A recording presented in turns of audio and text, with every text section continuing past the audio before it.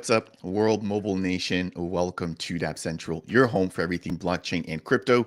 I'm your host here for Reed with our bi-weekly live streams diving into everything WM or World Mobile. I want to thank you all for tuning in. Happy Easter for everybody watching here that celebrates.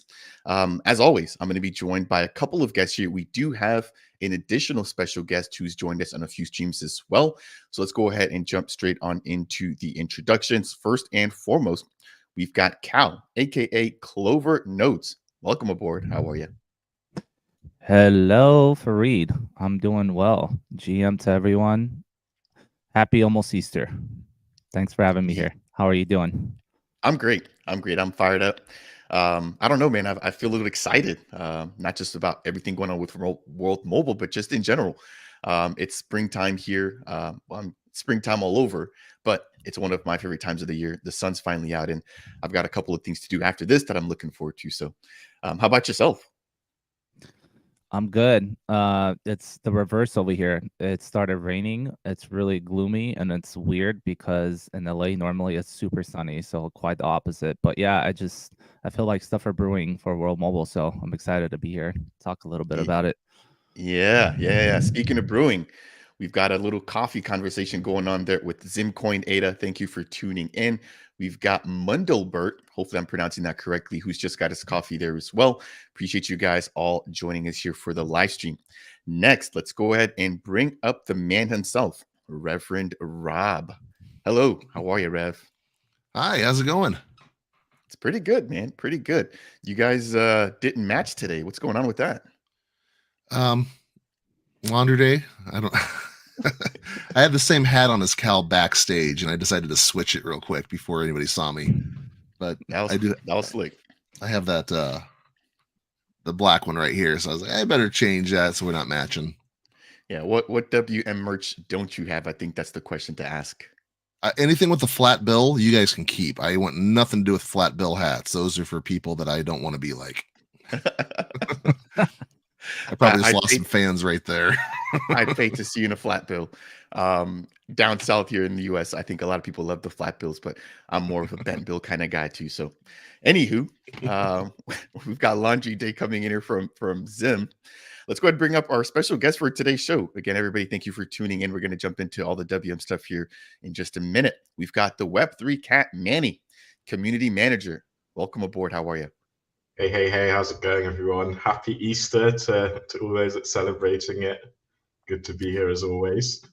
Thank you for taking the time to join us. We've got three key topics we're going to be jumping to when it comes to everything WM as a part of today's conversation. First and probably foremost is the reveal of broadband being added as a service in Reno. There seems to be more and more eyeballs and more resources going towards Reno, with that being the latest. And I want to talk about number one, what this means for WM. And then we're going to see if we can squeeze any sort of alpha from the man Manny himself while we've got him here on the stream. Next, we've got the Air Node deployment phase beginning in Reno with our very own ANO or Air Node operator, that is Clover Note. So you just got an email breaking down some alpha there. We're going to dive into what that means and how his process has been so far when it comes to onboarding as an ANO following the recent release of, I think it was 20 Air Nodes in Reno for the first beta launch for Opt-in. Last but not least, this just came on my radar not too long ago. Thank you to Manny. If you guys are not already following him on Twitter, make sure to go ahead and do that. I've left the links to actually all three of these gentlemen's X handles down below. If you guys want any updates when it comes to WM, that's actually the fastest way to get it. At least that's what I've noticed. But we're going to talk a little bit more about Christian, who's just spoken about World Mobile's mission at a recent Reno City Council. Again, all three of these topics really honing in here on Reno, kind of reiterating and highlighting the team's focus there in that particular area. Now, let's maybe just dive into, the WMT scan before we talk a little bit about the focus on Reno. So let me quickly just go ahead and share my screen here.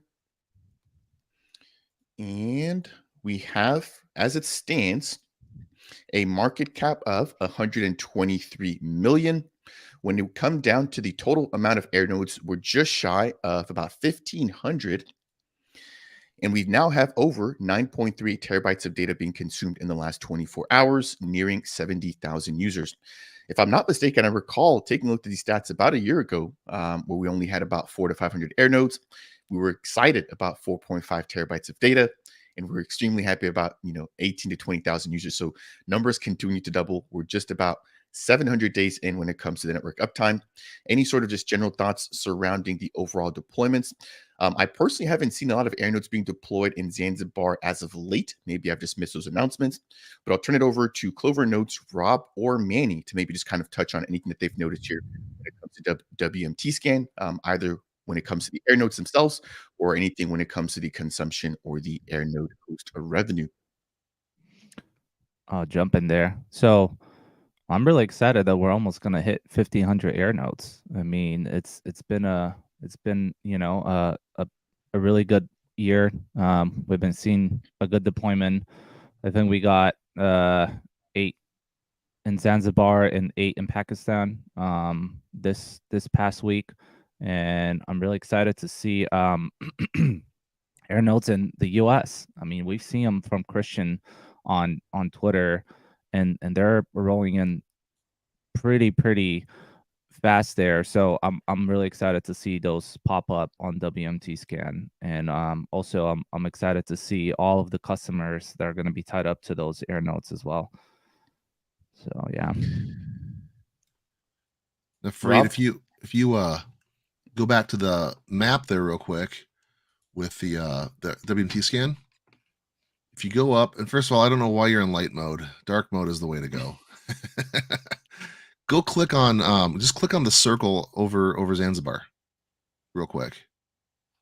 And if you can zoom in or scroll in a little bit. But if you look, I mean, when we started doing these chats just a couple months ago, you didn't see all those extra areas. I mean, I remember looking at this thing, and yeah, there's more now than there were in Stone Town, but there was maybe 1 or 2 up top and maybe one in the middle of the island. You're starting to see not just more deployment here in Zanzibar, but you're starting to see it's spreading out to the different communities, which again I think is amazing, because what it's doing is it's showing that this is not a test market, see you later. This is a commitment to connecting the island, connecting these people, and giving them the power to take control over their own cellular and mobile and broadband network. These people in Zanzibar are going to be able to control their internet and their phone connectivity, and you're seeing that happen with the continual deployment of these air nodes. So for me, that's very exciting to see how they're spreading out, and how that commitment isn't just, hey, thanks for your time, see you later. They're continuing to reinforce what the people in Zanzibar want and need for this network. Yeah, nicely stated. I know that the initial rollout was on that West Coast, where obviously we now have 421 air nodes here and then 75 here, but we're now starting to see that northern rollout. I think this is the Paje area, and then we have a rollout here happening towards the East Coast as well. So interesting to see there. Manny, we haven't given you the opportunity to speak yet. Maybe anything that you want to maybe just kind of highlight or remind the community about when it comes to the rollout within Pakistan, Zanzibar, or Reno. Yeah, just off the back of that, I mean, I think last week we did 8 nodes in Zanzibar, and the previous week about five nodes as well, and Pakistan in between there. So we're slowly growing, ever growing as always. And yeah, I think I haven't checked the the bot specifically today, but I think we did reach an all-time high in network usage last week, around 10.5 or 10.6 terabytes. So slow expansion, but we are expanding, we are growing, and it's always good to see. Nicely stated. We've got more DNOs to really tuning in here. Huge shout out to Wave Nodes. Shout out to Jeff. He runs the Delta Earth nodes there as well. Okay, let's just jump right on in, man. The cat's out the bag. World Mobile and Broadband. I want to ask Clover very quickly. How were you able to get this alpha? Because I didn't see it actually officially shared on the WM comms channels, right? So there's the WM token and the WM team. There's obviously the eSIM, which this is not related to directly, but I didn't see any of the official accounts sharing this news. How are you able to get your hands on this one so quickly? Let's just say that Rob is not the only detective here. Hey, that was slick. That was slick. I just saw something being posted online, and then I reached out internally and I asked if I can share it, and I got the okay, so I posted it so everyone can see it. I wasn't sure if we were able to share it through the community, but I did get the okay, so that's how it really happened. Thank you for that. For anybody who hasn't already checked it out, please definitely make sure to go ahead and do so. It's available at broadband.worldmobile.us. This, again, just released not too long ago. Manny, maybe for anybody who's just hearing about the service for the first time, could you maybe highlight the importance of this? I really recently released a video trying to highlight, some of the packaging and how it works, but I think it's best to hear directly from a team member. So I'll give you a couple of minutes here. If you can maybe just kind of highlight how it works, and then we'll talk a little bit more about the pricing here in just a second. Yeah, for sure. And I watched that video. It was a great video, by the way. I'm glad to have you in the fold. Yeah, no. So this is basically the front-facing website for everything going on in Reno and in the future in the US as well. So anybody that wants to come in and get faster internet, get cheaper internet, eventually the eSIM might be integrated into here. All world mobile services for the US will be integrated into this site. You go on the site and have a look at the service that works for you, the speed, the cost, and yeah, sign up. It's that simple, really. And one of the things that I'm particularly happy about with this site is if you go through it from a sort of Web 2 perspective, there's nothing about tokens or blockchain here. And that sort of really demonstrates the fact that we can build that stuff. We can build the infrastructure in the background, but on all the user is going to see is a better service. And yeah, that's the main purpose of this. So ANOs like Clover will be able to use this site to advertise to potential subscribers, and that's what we're doing on the ground in Reno currently.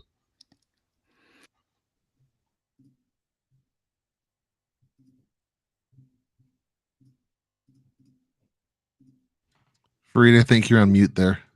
Yeah. Yes, I am. Sorry about that. I want to pose a quick question. This website highlights a quick portion you're surrounding being able to earn. Could you maybe highlight what kind of hardware is needed in order to earn? Is that the same sort of air nodes? I don't believe so, but can you maybe highlight what hardware is needed and then who is eligible to earn from this in Reno? So yeah, no, this is exactly, you're exactly right on that, actually. So this is targeted at the hosts as well. So people can, we've got some cool merch actually that maybe the Reno team will share in pictures later on with make the internet earn for you, something along those lines. And yeah, so if you're interested in becoming a host, basically you can also go to this site. And the focus is on earning from setting up an air node on your site. So obviously, Operation Air Node, from all the details that have been released, the main two components of it are the hosts and the air node operators. So we need to find hosts in Reno that have access to available land, either they're renting or they own the land, that they can put up air nodes in order to help connect the community. And then the air node operator, if they're not a host operator, can come in and ensure the installation and the subscriber acquisition. So yeah, that speaks directly to potential hosts. Thank you. Maybe let's get some commentary from Clover and Rob. I mean, what are your guys' initial thoughts surrounding broadband, World Mobile adding to its long list of services that it already provides? And do you guys plan on potentially switching over? Because I know, Clover, you're probably a little bit closer to that area than Rob is, but let's say that theoretically this expands, could this be something that you actually see yourself adopting as well? Absolutely, yes. Definitely, especially the business broadband part of the offering. I see, getting on board with that down here in LA. There's not a lot of offering when it comes to a good business broadband. So that I could definitely see that as something that I can offer here in my office. But yeah, I also watched your video for Reed. It was really good. You did a really good comparison with pricing and the different providers.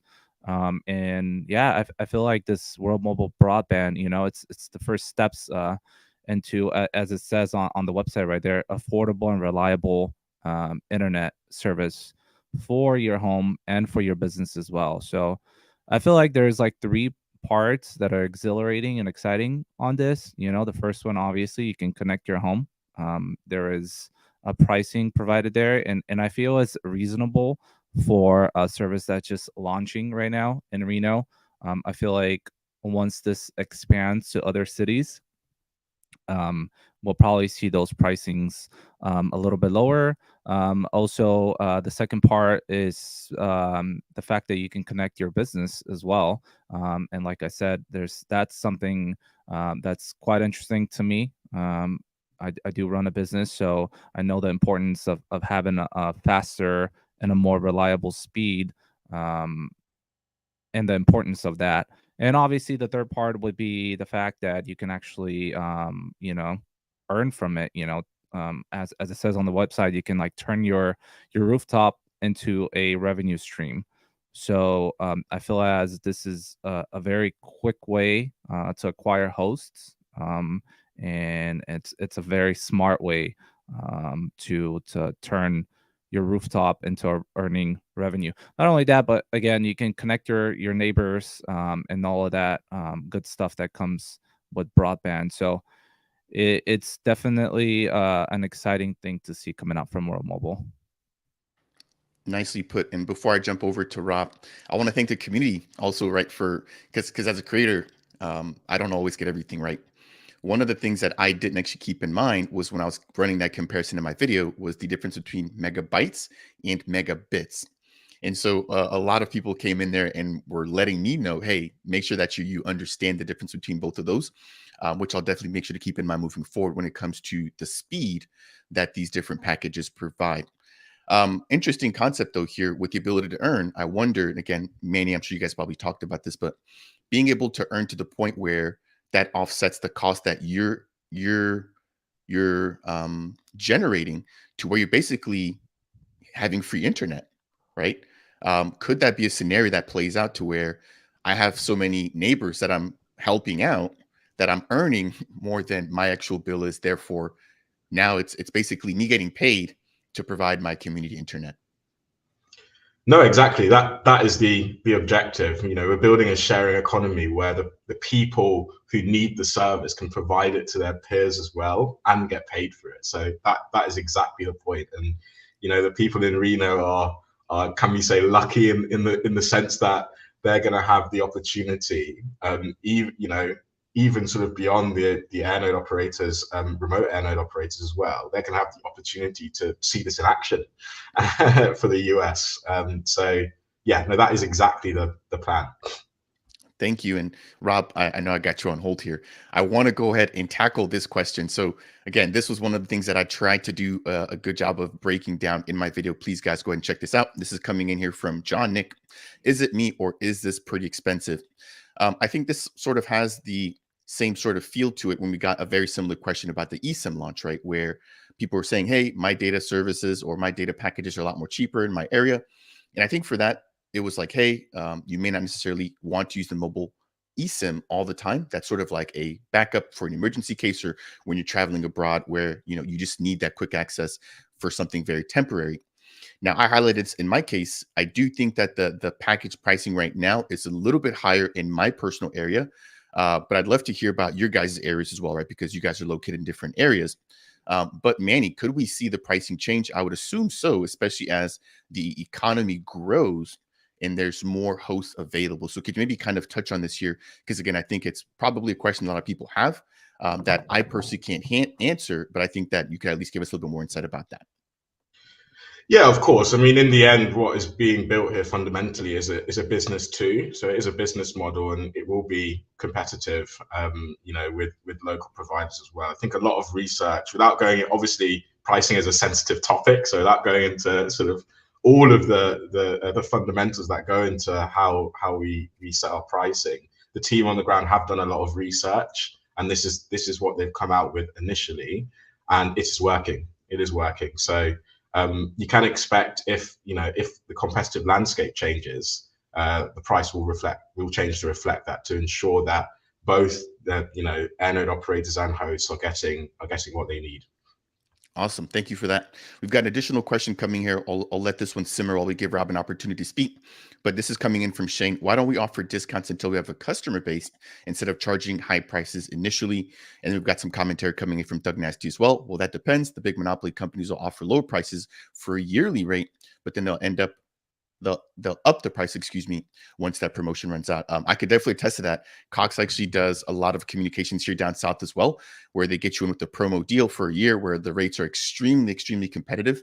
But then once they get you on and they have that renewal clause, if you're not paying attention, you then wonder why your cable bill or your internet bill has nearly doubled after that one introductory period. So again, I think that's a predatory kind of system. It is what it is. You have to be mindful. But I think, again, there's a lot of different ways that the World Mobile team can go about this. And as Manny mentioned, without going into too much details, that appears to be the best case for what they've got so far in Reno. Again, I think the price is subject to change, and I'd love to see them coming down and being more competitive in the near future. Now, Manny, I'll let you take a shot as to whether or not you want to answer Shane's question here. But in the meantime, Rob, over to you. You haven't actually talked a little bit. You haven't gotten a chance to talk about this particular feature rollout. What are your thoughts surrounding the broadband reveal? Well, my biggest takeaway from it is I like the simplicity of the website. I like the explanations that they are offering, and when you go through it, it's easy to follow. The user interface is fantastic. It's very, very clear about what the offerings are, how things work, and my favorite thing is it seamlessly encourages that application for earning potential. What it might seem like to people that are living in Reno is, hey, here's a way to reduce my bill or to even make a little bit of money. As they said earlier, maybe even earn more than what you're paying for the bill by being a host. But for an outsider like myself, who's a 20-hour drive to Reno from where I live, you are able to now I am able to on batch 2 or batch 3 of these error nodes. Hey, now there's more hosts. Now there's more opportunity. So immediately I am able to be on the operator, the owner side of things as far as air nodes go, because World Mobile is doing such a good job of finding those hosts. They have the folks that are there in place are able to do all the testing to make sure, hey, this is the right spot. That that's why it says we'll check and see if you're eligible for it based on your location. I mean, it might be if you have a 1-story house, it might not be ideal if you're surrounded by 2-story houses. Maybe it's how good is your range there? So we have people that are in Reno that are going to be doing the testing, finding out the best spots to be, but it gives people an opportunity to earn. I mean, if you could basically have a zero cost sum for whatever it is, you're gonna do it. If you can say, hey, I'm gonna have this service, but not have to pay for it because I'm doing this as a result, that's the goal. I mean, that's the goal in life. They say that there's a difference between being rich and being wealthy. Rich means you have a lot of stuff. Wealthy means that what's coming in is more than what's going out. And so that's why people love the idea of passive income, things like that. Well, in this case, hey, I have a cable bill, I have an internet bill of $130 a month, but I'm making $160 a month because I got this thing on my roof. If all other things being equal, you're internet wealthy at that point. I love this idea. I love the opportunities that they're giving people to take a little bit of ownership and help out financially. But I also love the way that World Mobile is thinking ahead and finding ways for people that don't live in that area to want to get involved. I think that's brilliant. As far as the pricing goes too, again, they have a lot of number crunching, a lot of things going on there right now. But I mean, I look at it this way. I have an organic farm. We do livestock. And so when I first started, I was selling chickens for $5 a pound, and this is certified organic feed, and so I super healthy, super really good, the best chicken you're going to find health wise, content wise, flavor wise. But people at work just balked at me. And I work with so many people was like, I have a huge customer base right here. Very few people wanted to buy from the police department because like, oh, $5 a pound, that's way too much for chicken. I haven't upped my prices in 8 years. And you go to the store now to find organic chicken, you're paying $12, $15 a pound potentially. You know, for a normal sirloin steak that's grass fed, you're paying $15 a pound for it. Whereas I'm selling mine half a cow for $8 a pound. I mean, the prices don't go up. And so what people are going to find is, yeah, maybe there's a little sticker shock value at the beginning because this is a new service. Why aren't they giving us discounts? The reality is they're providing a quality service that has so much more than what the other people are offering. And then as prices go up across the board, hey, we're set, we're content, we found what our cost basis is, and at this point we don't have any more increases in expenses, so we don't need to raise our prices to keep up with Cox or these other companies along the way, because we've set ourselves up. We have the infrastructure in place because of the communal ownership, the sharing economy. And so what I think people are going to find is very, very quickly, they're going to get a better service, a more reliable service, and they're going to get a service that isn't going to price gouge. Like you were saying, Fareed, with Cox. Cox is a big one here locally for me as well. And for the longest time, they were the only game in town. And so they get you in there, hey, $60 a month, and then like you said, at the end of the that 6 month period or whatever, it's 110, it's 130, and you call and say, hey, you're offering this on the phone on the television right now. I'm seeing the commercials, I'm seeing the ads. The introductory price is still $60 or $70 a person or a house. I want that. Sorry, sir, you're an existing customer. Well, what I need to do? Quit? Yeah, good luck with that, because there's nowhere else to go. And they know that, and they've locked you into that. And so, like you said, I don't like the idea of the predatory discounts. I do like the idea of, for example, let's say that you run the franchise. Say you're Mav 100, or say you're whatever partner program where you're running the telecoms for your area. One of the thoughts I've had is you go to the local university. Hey, can I put my air node here? Can I put a Titan here on your university using your resources? And what we can do is maybe there's a way to say any students or faculty get a 10% off or a 20% off the bill. And that's a way that you as a management company can then offer a discount. That's not a predatory thing. It's because you're helping me with the infrastructure, I can find a way to do a discount. I think that's a better way than saying 50% off for the first 3 months and then good luck. Because I think, you're going to lose people. You listen to James Tagg talk a lot, and he goes, the hardest thing to do is to get a customer. It's a lot easier to retain them unless you price gouge them. So I think that World Mobile is doing this the right way. I think that there's a lot more than how can we get customers right now. They're looking long into this and seeing how can we maintain this customer base and expand. I just want to remind everybody to quickly follow Rob, Manny, and Clover. Again, when these guys speak, I sit back and I listen. You guys bring so much perspective to the conversation. I think, Rob, you just raised a couple of really good things there. When you talked about price gouging, sounded like you kind of hit a spot here with the audience. We've got Thug Nasty, basically saying this literally just happened to me last month. We've got Jeff tuning in saying that he also doesn't like this kind of predatory manner in which some of these companies operate. And same thing with Zimcoin as well. I want to highlight a really nice piece of commentary that just came in from SF stating that World Mobile is aiming to connect the unconnected, right? So that's, I think, another key thing that none of us actually raised. So again, thank you, SF, for always tuning in and providing such valuable insight. But they're looking to tap into a new target audience. I recall back when we had the NFT con, right? So I flew into Vegas, and as a creator, I want to stay somewhere where there's reliable internet.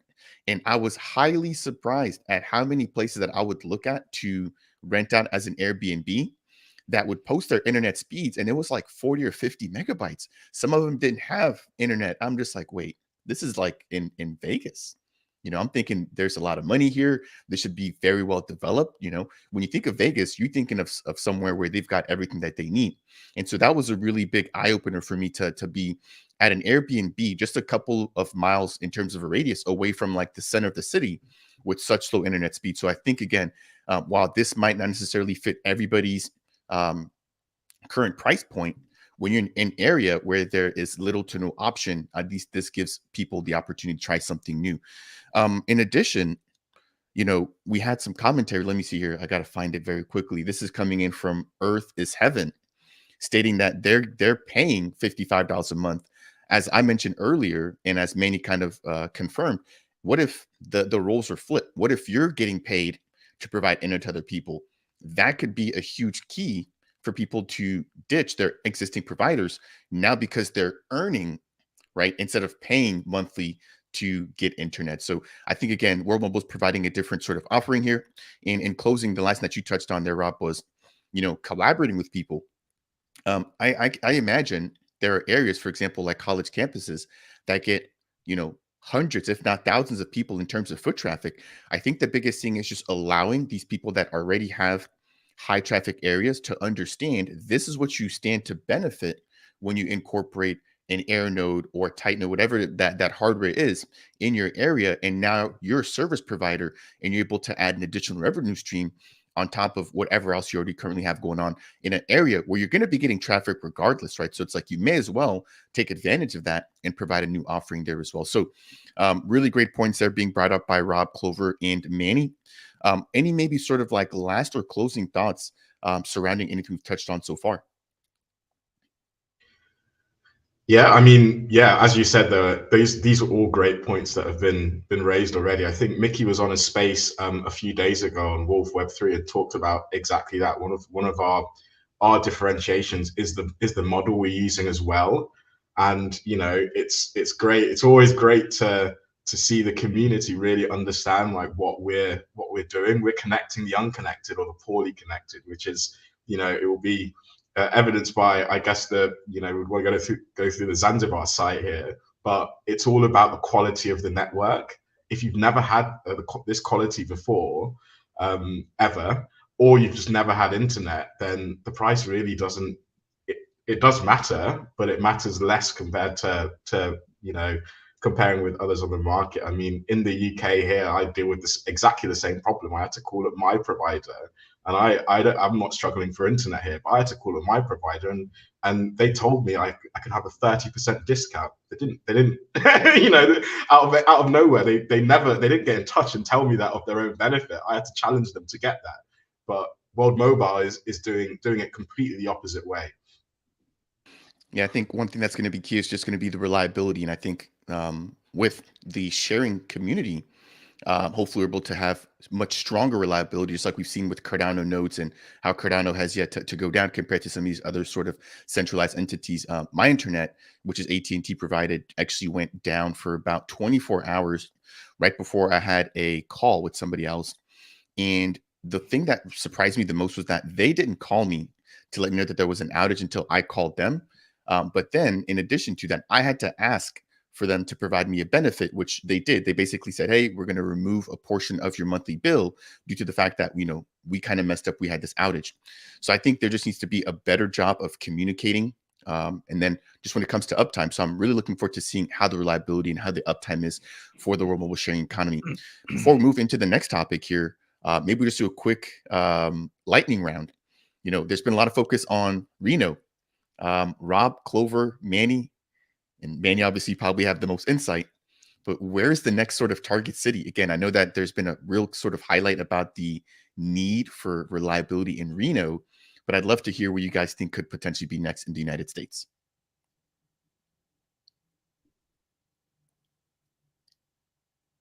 Anybody want to chime in? I want to reserve Manny for last, because again, he probably actually knows where it's going to be next. But again, this is just a crapshoot. I would say anywhere close to Reno, probably a city next to Reno. Maybe Lake Arrowhead would be a perfect place where we can see World Mobile infrastructure. Honestly, anywhere that is lacking currently, as far as like connectivity goes, I would like to see World Mobile go. There is another 4 states that they have a license to operate in, and from what we've heard Mickey say on Spaces, they're working on a lot more states to expand that. So Like I said, anywhere, most likely in these states. But what we have learned from World Mobile is they want a meaningful coverage first, to start off in Reno, and then they would expand afterwards. So in my guess, probably somewhere in the surrounding areas of Reno. Nice, nice. Yeah, Thug Nasty targeting South Texas. I wonder why you've chosen that area. Thug, let us know in the chat. You might have a crystal ball there or something. I know there was some talk about New Hampshire and some testing going on over there. I think that's where I would like to see some additional rollout there. But Rob, any maybe sort of guesses or thoughts about where we could see World Mobile stepping into next in the US? Well, I think that there's a couple of different things to consider there. Right now, they're in 4 states. They're in Eastern California. They're in most of Nevada, minus the LA or the Las Vegas area, part of southwestern Utah, and then a little bit of north central New Mexico. So I think without getting the extra permissions, without spending the extra money, I think we need to look into that area. It looks like for me, they're they're the license spectrum in New Mexico is just north of Santa Fe. So I don't know if what the population density is there, but I think we got to look at a place where there's a population. You know, are we talking? We probably need to get, in the at least in the surrounding area, the coverage area, 1 million+ people. I think that's pretty realistic to say, hey, we can expand here, get some traffic going, and get some subscribers. I don't think if you're looking for, we don't need proof of concept at this point. We need a place where we can actually provide a service to a number of people and make some money. So my guess is going to be somewhere where there's a population center. I was thinking if they do expand though, because Mickey did say at one point that they're working on a deal to get licensed spectrum in 33 additional states. And so again, now you're looking at where is the area. I do like the idea of Texas, maybe the El Paso area. Just again, not knowing what the connectivity is, but knowing that it's kind of remote as far as population centers, like the San Antonio, the Dallas, the Houston. So my guess is a mid-major city, if we want to use a college football term there, a mid-major. Looking for somewhere where there's a number of people there, but maybe remote enough or just not enough of an option to have the big boys want to come in and set up shop there. Clover, I see you came off of mute. Did you want to add anything there? I just wanted to say, let's not forget about the MAV 100 initiative and the partner program. So that would be another place we need to keep our eyes on up in Washington, because we know that they've been working very, very hard. So I'm sure there's going to be a lot of air notes coming online and hopefully a lot of potential customers. Yeah, no, I think it's a great reminder. Shout out to the MAV 100 guys for kind of carrying the torch there in that area. Let me see here. We got a fellow in Rob. This is a question for you. Is there a difference between a rancher and a farmer?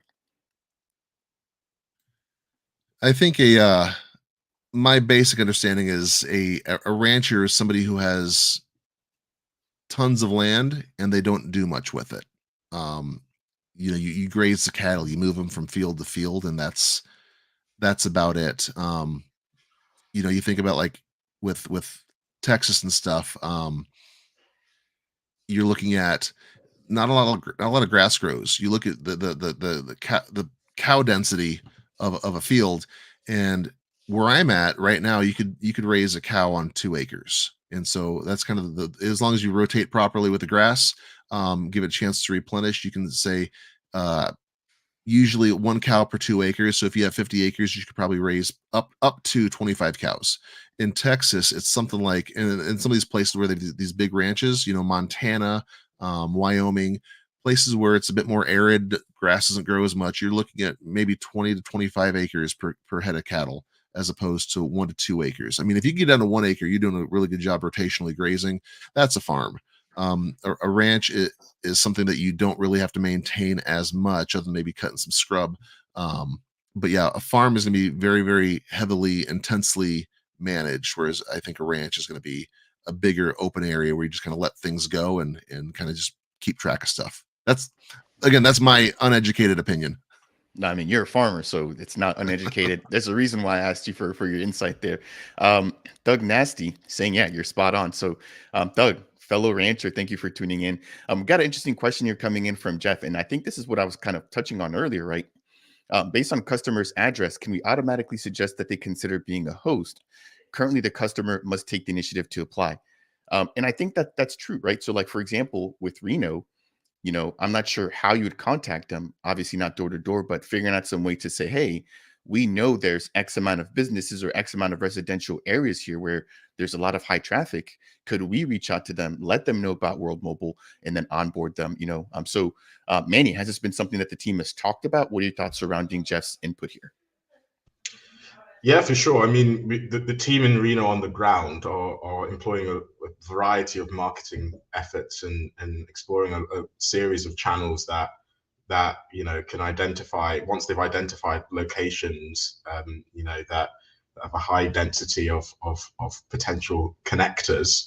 They can go directly to the businesses or the people there and chat to them. But there's also, as we're probably going to discuss this as well, you see Christian at the local council meeting. I mean, it's on the radar of the people there, so they're slowly starting to know about us. And we were having a look at the metrics the other day for the broadband.worldmobile.us site, and the traffic coming from Reno is growing significantly. So,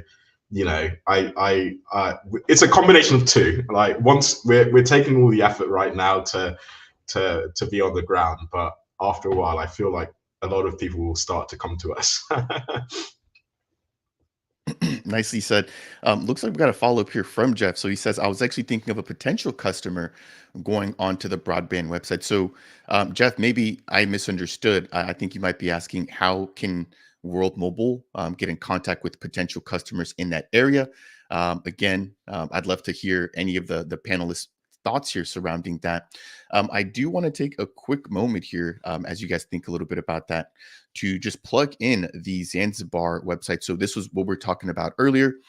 If anybody wants to find out more about that, you can head over to the official website, which is available at worldmobile.co.tz/en. I'll go ahead and start to leave some of these links down below as a part of the description.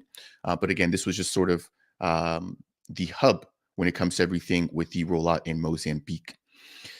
Okay, I think we've kind of gone a little bit long here when it comes to the broadband service. Again, thank you all for your wonderful commentary. Let's talk a little bit about the Operation Air Node rollout. So Clover, the floor is about to be yours here. I believe you've partnered up with the host. Can you maybe just kind of give us a quick refresher and then give us an update surrounding the communications you've received from the team when it comes to getting your joint air node out there and beginning to actually earn and contribute to the sharing economy? Yeah, so there is a sort of a back, I guess, interface that the team has built out that you can log in and sort of get an update as to what is happening and the status of your air node. I did receive an email that my air node was shipped, delivered, and it's currently being deployed. And as far as me having communications, right? Yeah, this is the email I got that you have there on the screen. That was actually really, really exciting. I kind of wanted to like frame that in my office here as kind of like a testimony of changing and making some history there. But yeah, I've also been having some conversations with my host, which is really, really cool and a testament of the sharing economy. Like, we kicked it off. He's a really good community member. He hosts various different Web3 spaces in Reno. So I'm gonna be going up to Reno next week. So I'm really excited to kind of meet with him and kind of get of an understanding what his experience has been, and it's a really special connection that we have together. We've obviously we're business partners, so it's cool that I can have someone that's within the community I can literally reach out to anytime as well. So it's been a good experience so far. Yeah. Manny, if you're able to share with us, could you maybe highlight what comes next for some of these air nodes that have now been shipped? And I believe the team is beginning to like install some of that hardware. Could you give us an update surrounding Operation Air Node? Yeah, so as I understand that it's ongoing. So from sort of making the payment and having the confirmation of that, it was 30 to 60 days, which we promised that the anodes will be installed, and that's ongoing now. As you see, Mickey's been in Reno hugging the the anodes that are going out. So yeah, that's the status at the moment, and obviously we want the anode operators to hear first. So, but yeah, it's ongoing. Awesome. I know that's a relatively quick piece there. Rob, anything that you maybe want to add surrounding Operation Air Node? If not, I think we're going to jump into the recent council appearance by Christian.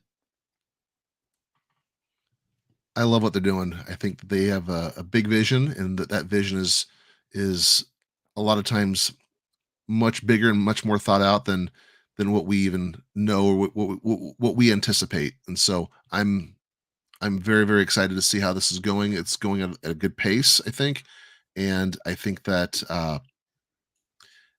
as things continue, I think that it's going to blow up. It's going to blow up. I think that they're priming things right, but they have the vision, they have the capability.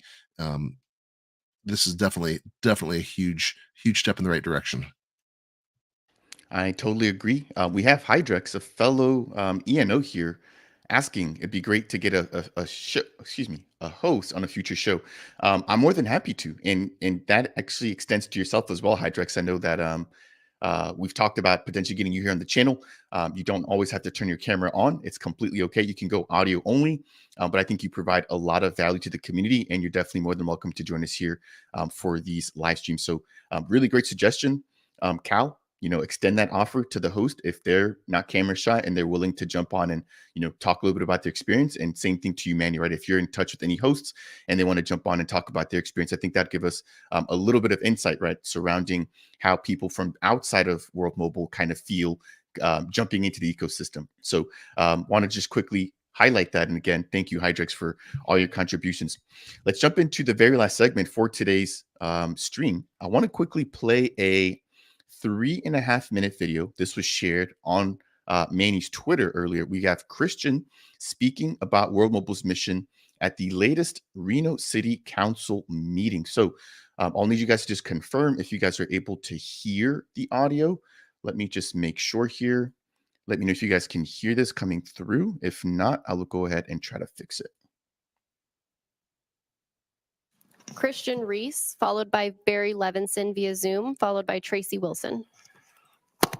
Hello, my name is Christian Gregory Reese, and thank you for allowing us to attend and comment in today's meeting. I am the Nevada Regional Manager for World Mobile. We are a new telecommunications network who are building a new way of providing connectivity through home and business internet with cellular access on blockchain, new technologies, and a new business model, the sharing economy. Half of the world is still offline. That's over 3 billion people. And here in the United States, even in the 21st century, 22% of Americans in rural areas lack coverage from fixed terrestrial broadband, and 27% of Native Americans living on reservation lands lack coverage from fixed terrestrial broadband. Overall, 24 million people in the U.S. still live in digital deserts without internet connectivity. To us, this is simply unacceptable here and around the world. The major carriers have left half of the world offline. These figures, alongside obtaining licensed spectrum from the FCC to operate as a carrier in Nevada, California, Utah, and New Mexico to start, prove to us why coming to the U.S. is aligned with our mission. So, what did we do to connect the unconnected? We went to the deepest parts of the island of Zanzibar, off the coast of East Africa, to test our new way of providing connectivity alongside Mozambique, Kenya, and Tanzania. As our first proof of concepts, we brought internet access and solar to the most remote villages we could find. to people who have never been on the internet before. From our aerial-based platform capable of radio payloads to our rooftop infrastructure, our distributed and decentralized approach allows hosts and operators to own the network and partake in the revenue generated by it. And for the first time ever, allow cities and communities around the world to bring connection to themselves, to their neighbors, all without waiting for boardrooms to weigh whether or not their connection and voice makes financial sense to them. A network owned by and for the people that doesn't own, track, or sell your data, all settled and secured by the blockchain. Now you're probably wondering, sounds great, but why Reno? We are connected. Why is this needed? Well, even in established cities around the world, 150 million people still lack quality and affordable internet access. And alongside being a great city and state to do business, one I was born and raised in, Nevada has the worst coverage availability in the nation. And to test this, we installed an antenna in the heart of downtown Reno, and over 24 hours, we received over 10,000 attachment requests from user devices. These requests mean the user is not getting enough service or getting nothing at all from their existing carriers. One area, one antenna, 10,000 people in our city looking for an alternative. As we prepare to launch our cellular network, with Reno being the first operational city in the country in the coming weeks, we've just launched our home and business internet offering. We're eager and very much looking forward to working with our city officials, our partners, and our wonderful community here in Reno, Tahoe. Thank you. All right. And tell people how they can get in touch with you. You can reach out to us on worldmobile.io as well as broadband.worldmobile.us. All right. Good Thank job. you. Good job. Thank you. That was extremely awesome to see. Again, being shared by Manny earlier today. I want to turn it over to maybe Manny. Why this appearance and how can this impact World Mobile? Again, this seems to be an audience that maybe isn't aware of what World Mobile is doing, which is probably why Christian had to kind of take him from A to Z and kind of explaining the mission and the impact and why Reno. But we don't see a lot of crypto projects at some of these council meetings. So again, can you maybe explain why and the impact? Yeah, so I mean, for me, what really struck out, I only saw this morning, by the way. I knew there was something going on, but I only watched this morning as well with all of you guys. But what really struck out to me is at the end, the elation on the chair's face, especially prompting Christian to share how to get in touch, etc., which to me actually suggests that I know that World Mobile is working with obviously has to work with all the local regulators everywhere, and it actually suggests that she might believe in what World Mobile is doing there, and especially coming from Christian as well, who's spent born and raised in Reno, does a lot outside of World Mobile for the community. I think she sees the passion in what Christian is doing and what World Mobile is doing as a result, which is why it was a great idea for Christian to do it instead of Mickey, for example. And for me, that just it made my eyes dilate a bit. We are actually not just with some crypto projects, especially here in the UK, they would try to get cozy up to regulators as a marketing ploy. To get more legitimacy, authority, etc., brand authority, all of that sort of stuff, to sell whatever they're selling, good or bad. Whereas here, it's kind of the opposite. We have a network in Reno. It's being rolled out. It's connecting people. It's impacting the local community. The other efforts are helping the local community as well.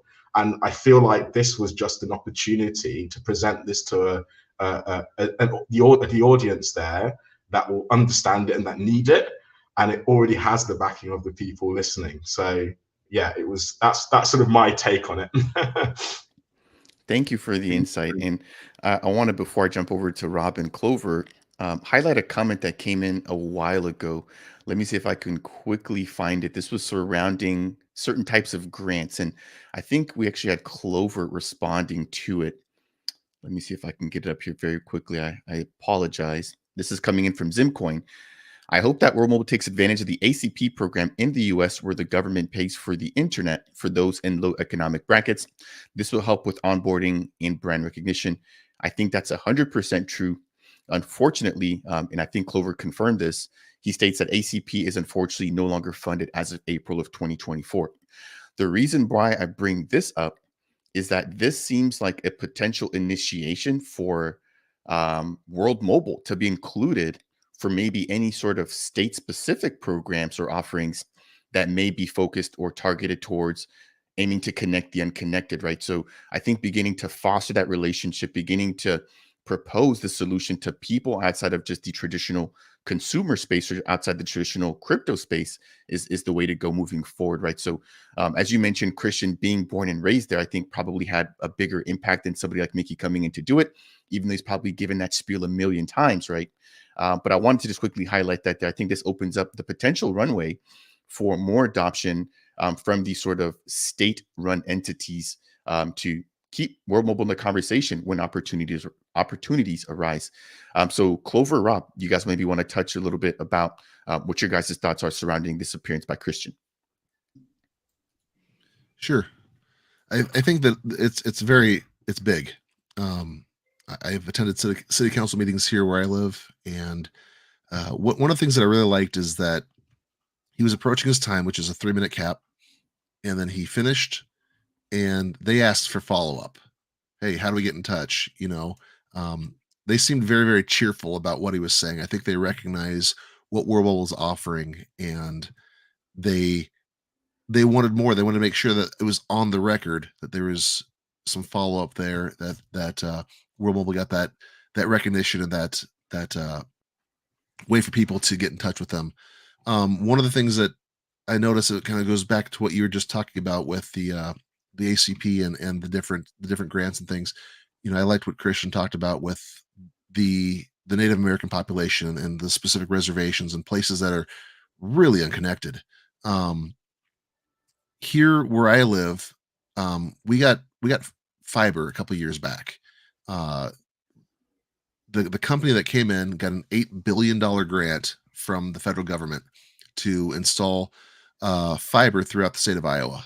And it goes back to something that Ronald Reagan signed in the 80s for telephone lines, but it was non-specific as the communication.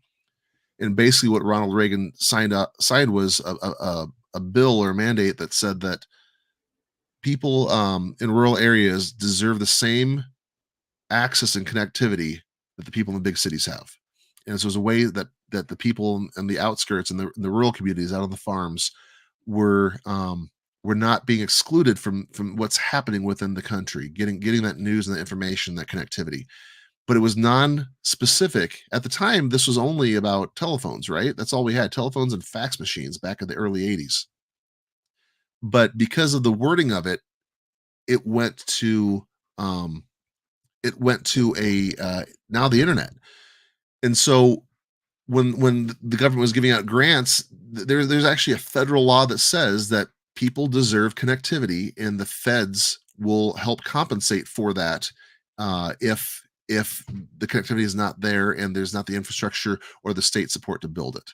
So I think that's a huge thing. So I got fiber. I mean, I have 1 gig going up and going down with my internet because of this grant. Before it was a 10 meg site-to-site satellite thing. I mean, I couldn't stream Netflix before this out where I live. I'm 20 minutes from a major city, but I couldn't stream Netflix.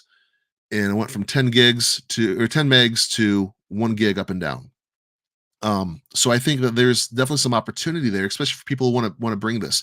You asked earlier about the where we think some target sites might be for future deployment. Well, Christian mentioned it. Native American populations, people that have tended to stay on or around the reservations that are kind of in places where the big companies aren't going to go.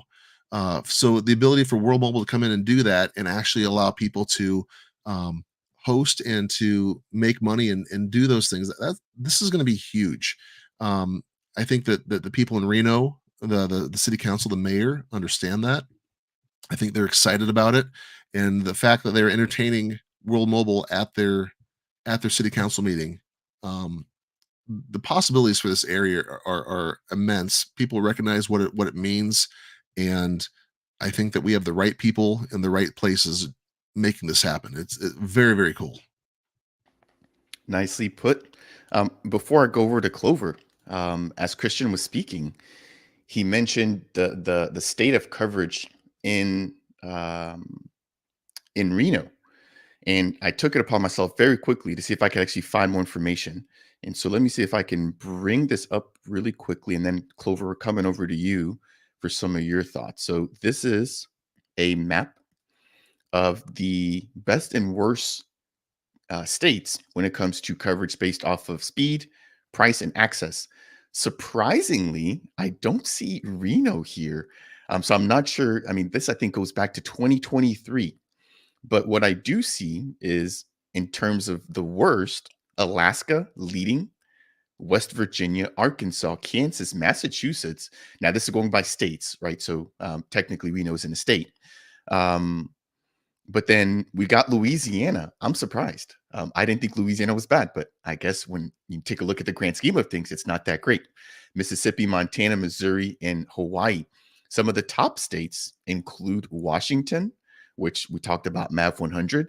Now, this is the state. Are they in the state or they're at that? I believe they're in the state, right? Not the capital. Okay. So the state, Virginia. State, yeah. Perfect. Thank you, Clover. Connecticut, Rhode Island, New York, New Jersey, Maryland, New Hampshire, and Delaware. So I'd love to see if, as Rob mentioned, if the team is able to get that spectrum coverage in 33 additional states, if there's any overlap between the top 10 states and then any overlap between the bottom 10 states, I think those could present some pretty lucrative opportunities when we're just looking at existing coverage in the state of the internet or the broadband market. Okay, Clover, I want to turn it over to you. Any thoughts that you want to kind of highlight here after watching Christian? Yeah, a lot of thoughts. I mean, I love that, the team is taking, the initiative to get up in front of the city council. And I also believe the mayor of Reno, from my understanding, was there, who, what I hear is open to blockchain and Web3. And, as Christian mentioned in his speech, that 22% of Americans basically lack the internet coverage, and not only that, but now that we have the ACP, which basically stands for the Affordable Connectivity Program, just finished the funding, meaning there's basically going to be a ton of people who are going to be financially struggling to now have a even bigger need for connectivity around America. I mean, we have our current administration who basically offered a $65 billion plan of affordable and reliable internet. So that just shows you that our country is essentially falling behind in that aspect. And I remember when James Sag put up that tweet, and they did put up that radio in the middle of downtown Reno, and the amount of customers and the amount of devices that were trying to connect to it just amazes me, and why Reno, and a lot of people wonder the exact thing, but this is the exact reasoning. It doesn't matter if the city is covered. It doesn't matter if you have full coverage. There's a ton of places where there's people that are being underserved. I've been to multiple music festivals with thousands of people, some that are like over 50 to 100,000 people. This is literally as big as a city. You get to this place, you see, you think you have full coverage, but then you try to open your phone, you try to make a phone call, you find yourself in a situation where you realize you're massively underserved. You can't connect to a tower. So these are the examples why World Mobile's, need it in places like that. So in general, it's a great initiative. I love that the team is taking the stands in front of the city council and having those open conversations. You raised some really great points as well. And On the back of this ACP conversation, I'm again just poking around and I found something really, really interesting. So I want to highlight this one last thing, and then I think we're going to go ahead and kind of wind things down with the closing conversation. But let me share my screen again. So this is in another program called the Reconnect Loan and Grant Program. I want to read a couple of things here. The Reconnect Loan and Grant Program furnishes loans and grants to provide funds for the cost and construction or improvement and or acquisition of facilities and equipment needed to provide broadband service in eligible rural areas. I don't know about you, but that sounds very similar to the World Mobile mission, right? To provide connectivity in some of these under-supported areas. I'm going to go into a little bit more detail here surrounding eligibility and the timing. It states here that funding will open on March 22nd of 2024 and close on May 21st of 2024. So this is active. Like, this is not something that was posted 2 years ago. Funding just opened, or the window to submit for funding just opened up about a week ago. Now it breaks down here the grant, the loan, the combination, and more information there. I jumped onto another page here breaking down the program overview. So again, the about section breaks down the recap, which I just highlighted on the previous page. But in terms of who can apply, corporations, LLCs, and LLPs, cooperatives or mutual organizations, states or local governments, including any agency, subdivision, instrumentality of political subdivision thereof, a territory or possession of the United States, an Indian tribe, which we just highlighted, right, as a potential opportunity, etc. So again, Manny, I'm not sure if this is on your guys' radar, Rob or Clover. I was just literally just digging around and I ran across this, but I'm wondering if World Mobile isn't able to apply for funding directly, could some of these entities, i.e. States or Indian tribes, apply, right? And maybe list World Mobile as a potential partner to help them to actually implement whatever it is that they've applied for, right? So again, I'd love to get you guys' thoughts on this before we close things down. Yeah, I mean, I don't see why not. I've literally just shared this with Mickey, so I'll get an answer hopefully today. But yeah, no, this is definitely something that is interesting, especially the partner program side of it. Too, like, I want to highlight that, you know, obviously we've started off with MAV and they're doing great things. I think they've got 9 air nodes up in Washington now, and they're expanding. It's part of a whole mix that they're doing to engage the local community about Web3, but fundamentally you need to provide kind of connectivity to access everything Web3. But you know, we also have a huge wait list of potential partners who have got in touch with us that have infrastructure or have a plan or have capital or believe in the mission and want to do this. And for me, you know, to get you to the top of that list, it's important to come with how you're going to fund it. And how you're going to manage it. And these programs, you know, to anyone listening right now, if there's a, you know, this is obviously I think it's a federal national program, but if there's a local program as well, or even any government run or non-government run, that you can bring to the table, it'd be super exciting for us to have a look. Because as you said at the beginning of this, like, Reno is the test, but the US we want to go national in the US. So yeah, great find. I'm gonna read that myself, and I'll let you know what the team says about that. Yeah, I think that'd be a great talking point and a follow-up for the next conversation. Yeah, I mean, imagine being incorporated into one of these programs and doing a good job. You can definitely bet you're going to get another call when another state, another entity, or just whenever there's another sort of initiative, right? Given the prior history. So I think, again, the past couple of years have been a trial run. We now see that the sharing economy works. It's just a matter of scaling and expanding the reach. Clover, Nodes, or Rob, as we get ready to close things down, maybe any sort of commentary surrounding the grant that I just talked about, or the potential opportunity there, or just anything that you maybe want to highlight that we haven't touched on yet. Well, I think that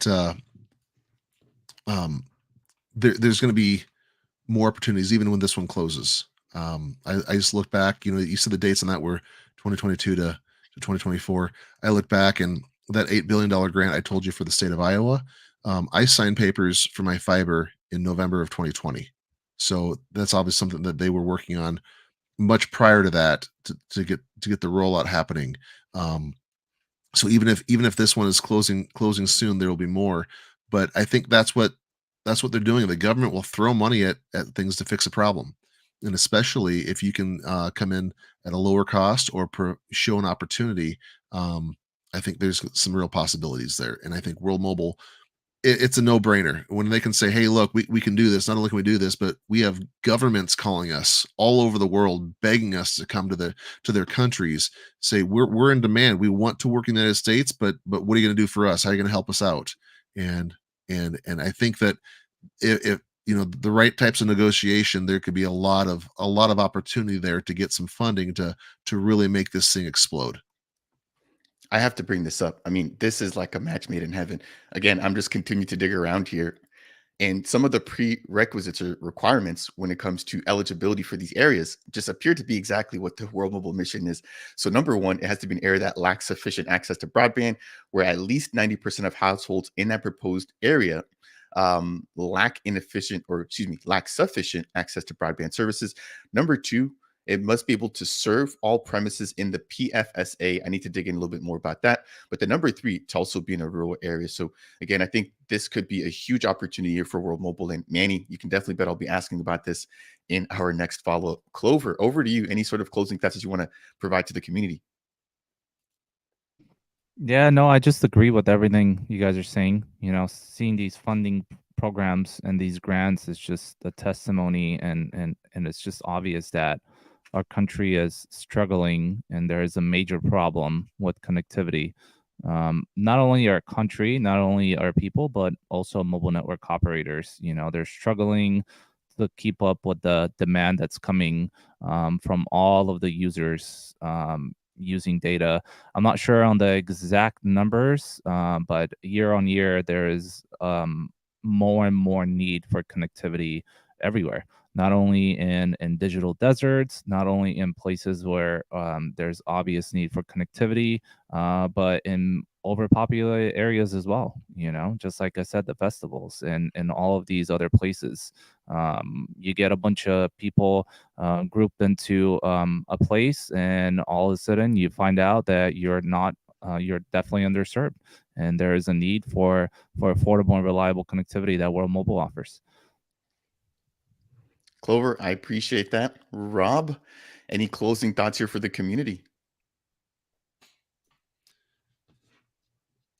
You want to go into my closing right now?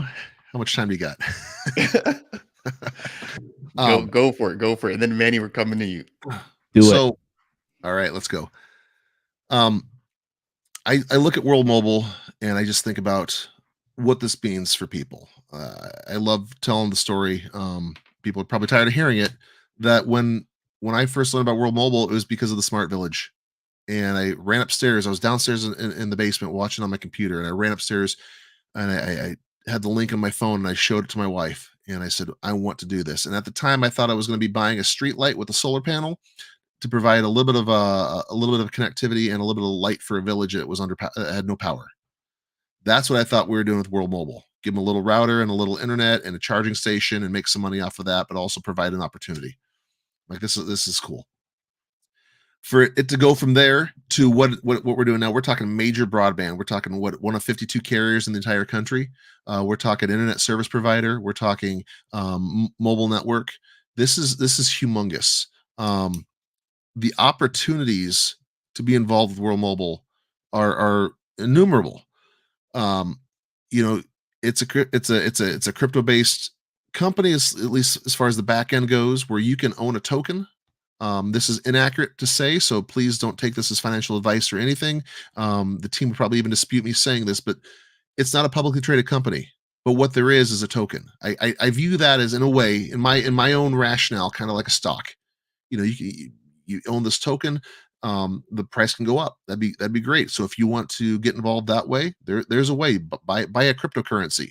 Right now, it's currently in a Cardano native token, but we know that there are bridges to ETH, to BNB, and to Conflux.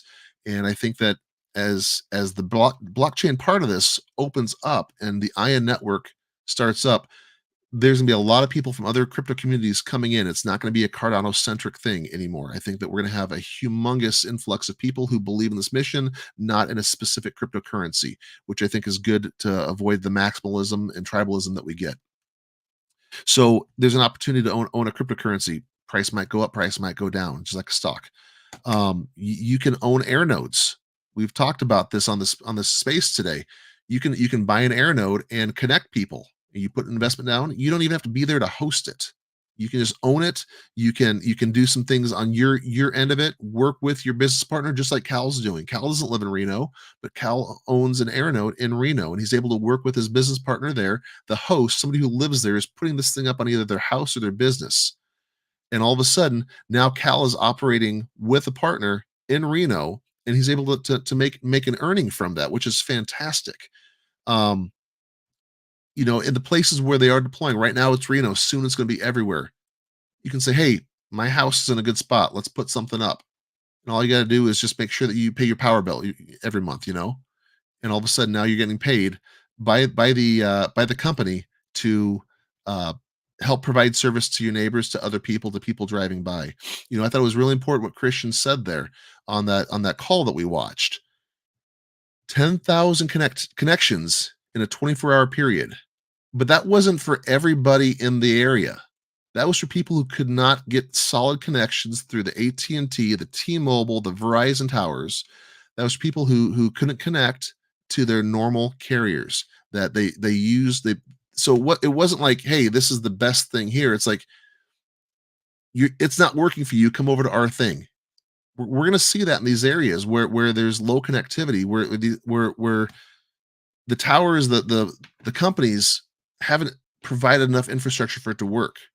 We're not going to pull a Verizon customer off a Verizon tower if the Verizon signal is strong there. When they can't connect because the circuits are overloaded, that's when they come over to the World Mobile thing, if they're not a World Mobile subscriber. And so for the fact that they had 10,000 connections in a 24-hour period, that's because those people in Reno are underserved. That's humongous. And so I think as this grows, as we get more subscribers, those numbers are going to increase, and people are going to realize I'm getting a better service. So for people to be able to host these things in their area, they're going to provide a service that is in demand. It's not just here's a niche little thing here. Let's put up a little router and see if we can't get some Wi-Fi going. This is going to be we are taking business away from the big networks because we provide something better, and we incentivize people to want to do it. So, those are some immediate opportunities to get involved, and there's a lot more happening. Mav 100 is the first partner program that we know of. They're not going to be the last. That they're getting dozens and dozens of emails from people that want to be a part of it. And I'm going to tell you right now, I don't know the details of any of it, but it's not all going to be Mav 100 type people where we're going to take an area and put a kind of run our own telecoms in this area. People are going to want to partner with World Mobile for things other than putting these air nodes up. And so we're going to see a lot of different opportunity, a lot of ingenuity coming in to World Mobile by people outside of their team, outside of people being paid directly by World Mobile. And I think that's what they want.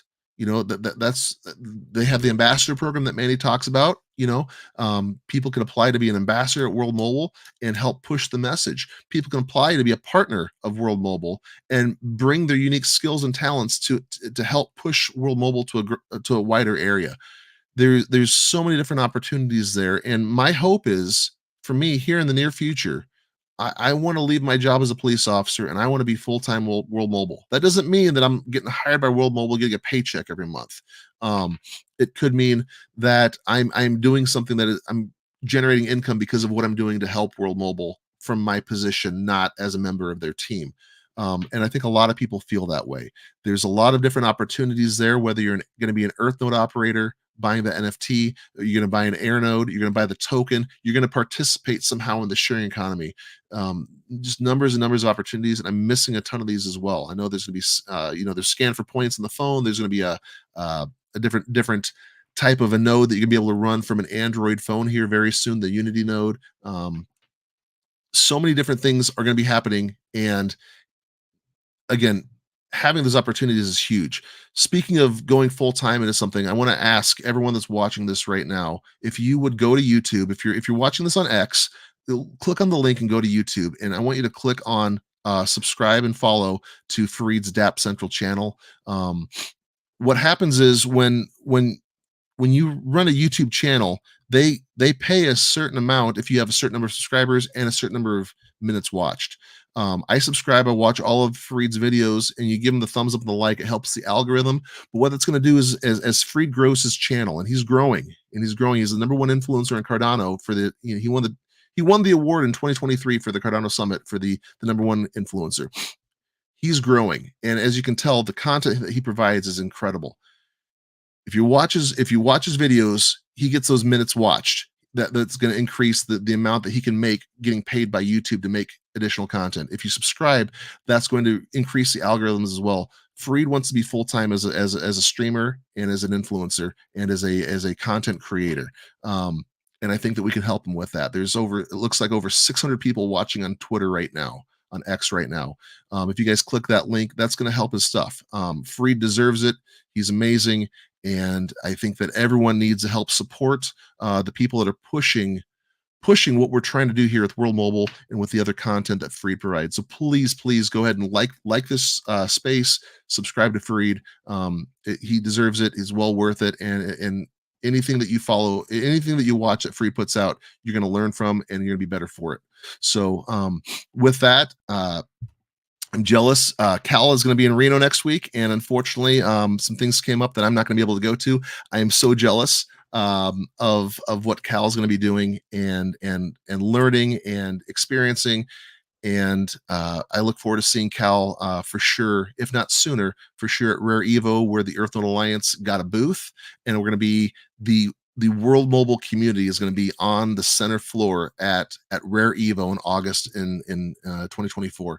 I'm hoping that Manny can get things in order and come over himself to Rare Evo. I'd love to see him there as well. And again, we have a great community. We have a great number of people that are doing this. I've been trying personally to highlight some of the amazing folks in our community, the positive people, the people that are uplifting and pushing this thing forward because of what they do, because of who they are.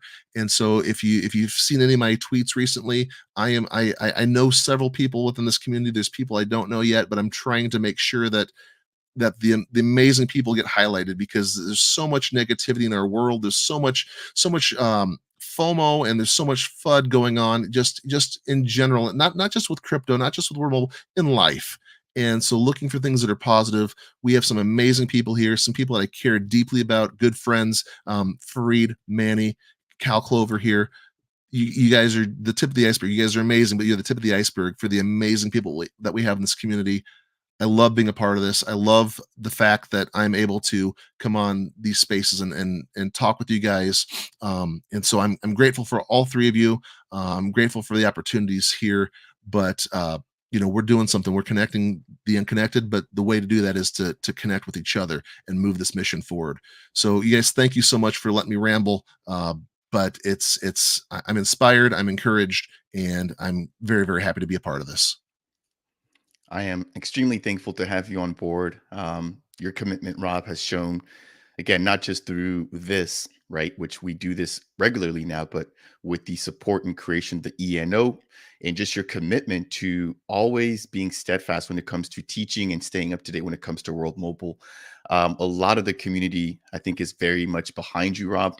I want to thank you, for the shout out that was personal to me, but also even for taking the time to highlight the community. Those posts came across my feed all the time, where you're taking the time to, highlight everybody. Your latest one highlighting Clover, and I kind of poked at you, who's going to give you that shout out, because you deserve one just as much as everybody else. So we're extremely thankful for you, Rob. Jeff showing some love here. Rob's initiative to highlight the community members has been fantastic. I couldn't agree anymore. And yeah, I'm excited to be a part of this, right? So I think you've done an extremely good job of leading by example. And like you said, the connection starts from within. It starts from the community. And you've been a really good leader when it comes to that. So thank you for your time and dedication to World Mobile as well. Manny, I mean, that's hard to top that one, but you got to figure out a way to do that. Over to you for closing thoughts, man. I mean, I don't think I can, to be honest. Everything that I was going to say is almost already been said. I mean, Sorry. Rob went. It's all good. It's work of my ideas. You know what I like the most actually is obviously my role at World Mobile is to manage the community and keep everyone engaged. But really, what I do is just sit here and everybody tells me what their ideas are.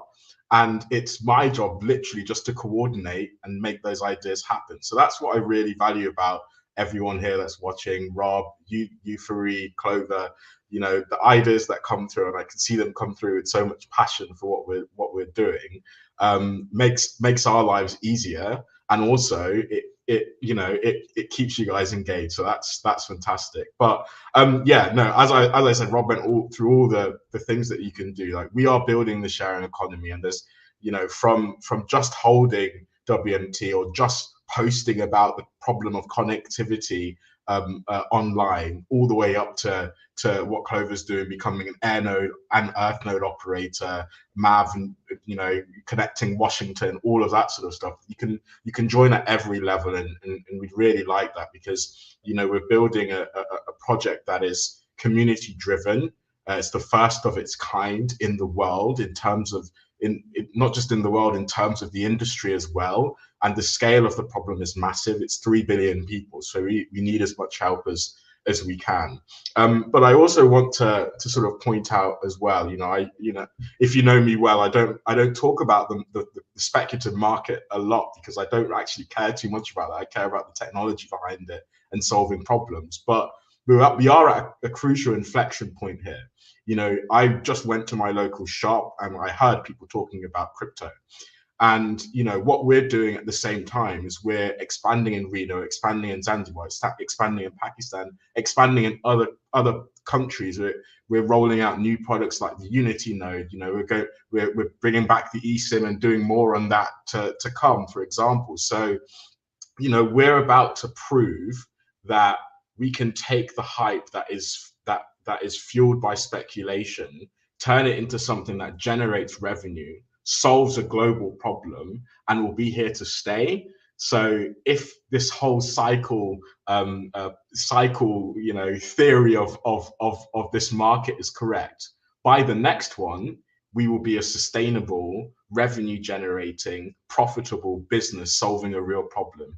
And anyone can contribute, make money from expanding the sharing economy without the need to speculate. So yeah, that's something I just wanted to highlight. And then the final thing is, so Ryan and I will be at Paris Blockchain Week from the 8th, I think, 8th of April, so the week after next. If anybody is around traveling into that, it'd be great to meet you guys. Just DM and we'll set something up. That's it. Wonderful outro. Again, I'm so fired up to be a part of this awesome supportive community. I want to thank you all. For anybody who's watching, please, if you haven't already followed these gentlemen, go ahead and check out the links down below, and make sure to tune in. As I mentioned earlier, the Earth Node Alliance, which I think will be kind of rebranding itself to incorporate just the entire community. Tune in, get those updates from them. And yeah, I mean, it's been an interesting year so far. So I just want to quickly close off here with this quote that came in from Mickey back when we were kicking off the year. So 2023 was epic. 2024 is going to be even more. So that said, we just saw the release of, again, the broadband service, World Mobile continuing to expand from its original mission, which was set quite a while back. And I'm excited to be following this team, just to be a part of such a wonderful community. So that will do it here for today's live stream. Thank you all again. Happy early Easter to everybody celebrating. Thank you all for taking the time out of your busy weekends to join us here. And on that note, we will catch you all in the next one. So cheers, everybody. Talk to you later.